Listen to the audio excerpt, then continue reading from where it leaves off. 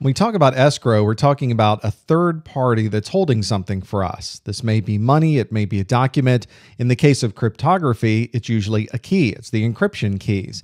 And the encryption key, for some third party to hold it, needs to be stored so that we would have some way to decrypt information should something happen to the original key. It's a very important part, especially for large organizations that are encrypting a lot of different things. You need some fail safes in place, but you need to keep the key obviously somewhere very, very safe. You don't want anybody getting their hands on that key, because very often everything is built upon that key whenever we're doing encryption, and we don't want people getting into our private information.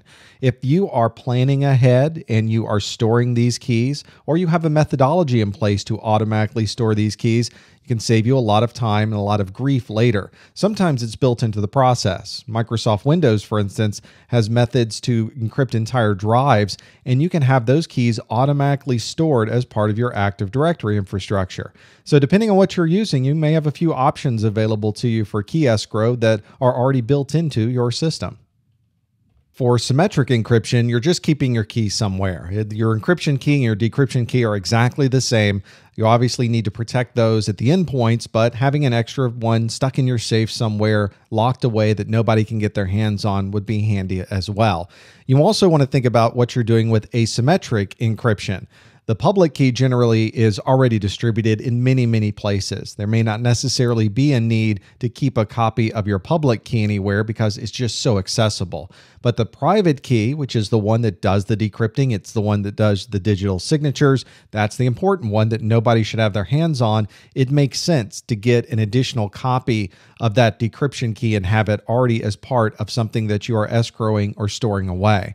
Sometimes the process that we go through with this key escrow is just as important as having that private key itself. You have to think about what circumstances would arise that would require you to go into escrow and get that key, and who has access to the key. Is there more than one key? Sometimes you can take a private key and split it up into smaller pieces so that you would have to have 2 or 3 people all come together in a room to put everything together to be able to have that additional decryption key be able to access that encrypted information. If you have the right process in place and you have the right ideas behind what you're doing with key escrow, it can really be a valuable part of maintaining the integrity and security of your data.